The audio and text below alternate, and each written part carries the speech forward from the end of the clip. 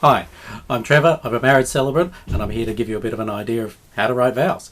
I don't know how many times I've sat in front of these screens waiting for a couple to send me their vows when it's getting really close to the line, and the fact that I have to wait so often, really indicates to me that there must be something I can do to help people. We're giving them a bit of an idea of how to go about doing it. So this is my take on how to write vows.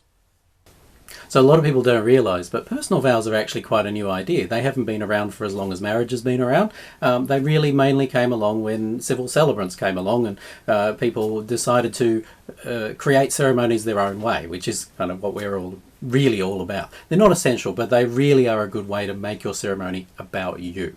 And that's one of the reasons why they're so important. Historically, vows used to be set by the church or the temple or the mosque, so you just did whatever you were told and you said whatever you were told to say.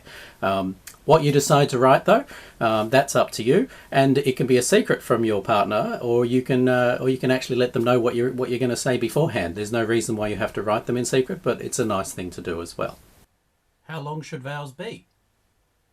So if you're a great writer, you could potentially write like pages and pages of vows, but that's not necessarily a great thing. Long vows tend to get lost. You get halfway through and everyone's forgotten what you said at the beginning, including your partner, which is the last thing you want. And you get to the end and that whole swathe of information is just kind of gone, unless you've been a great storyteller. If you're just a normal storyteller like me, then you need to actually keep them short.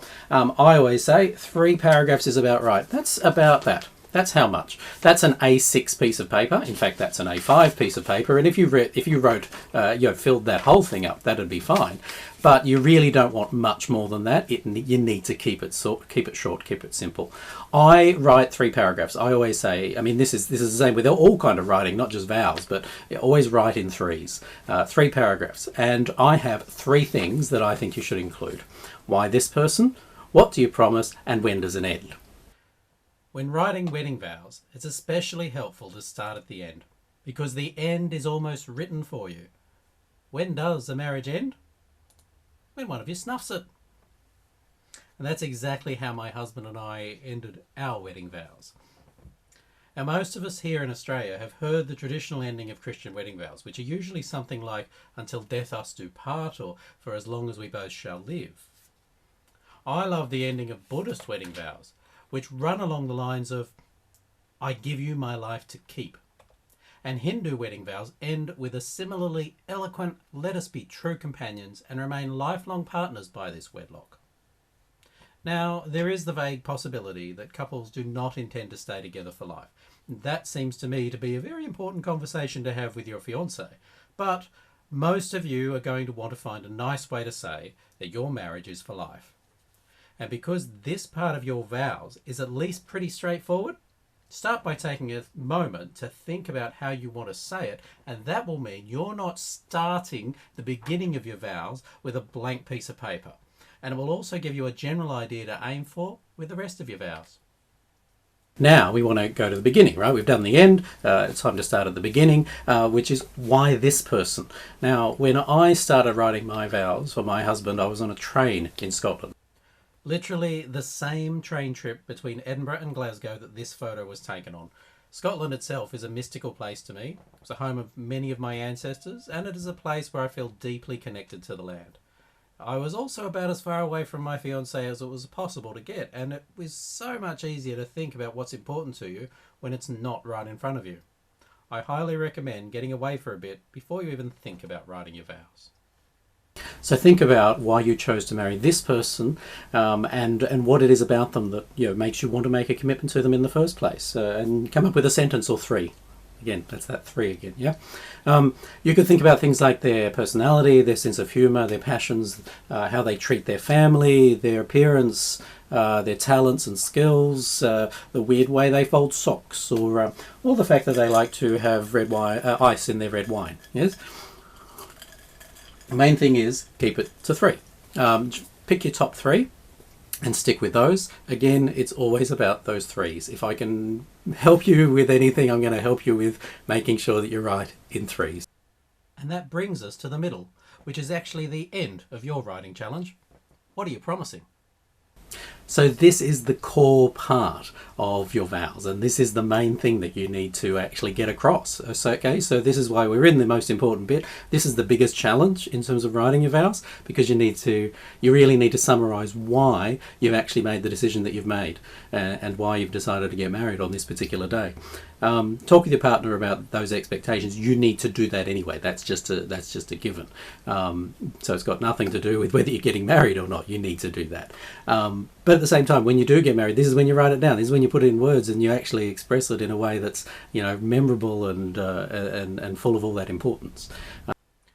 Traditional vows use words like love, honour and obey. Now don't use that one, that's completely anachronistic. But values like trust and loyalty are certainly not going out of fashion, and it doesn't matter how many other brides and grooms have used them in the past. The other classic is to acknowledge that things won't always be rosy. Promising to never leave the lid off the Vegemite, or making an effort not to leave your dirty socks on the couch always raise a laugh, and promising to be on hand with an icy Prosecco in a crisis usually elicits a nice awe. But most importantly, this is where you lay down your intentions. Your promises should be personal, relevant and meaningful.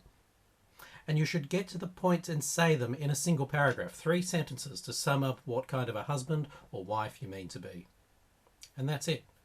That's your job done. There's one more thing to worry about.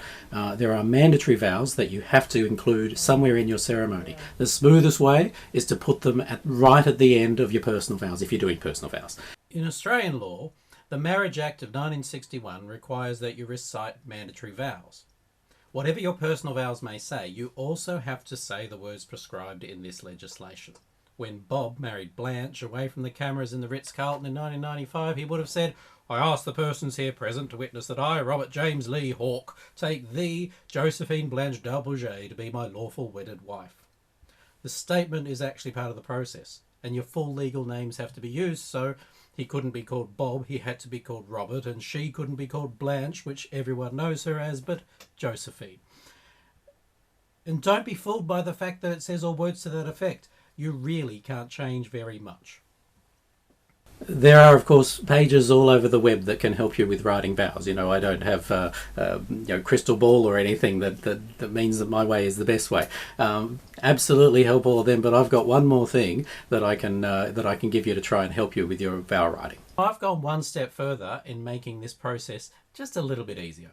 I created a form that will help guide you through these steps, and it will email your completed vows straight to your inbox. How easy is that? Just go to tinyurl.com/writemyvows. The link's in the description too. Thank you for listening. I hope that it's been helpful. Even great writers get stumped sometimes, especially when it comes to something as important as writing your vows. So don't feel bad about it. Just get in there and do it. I hope this has helped. And if it did help, share it.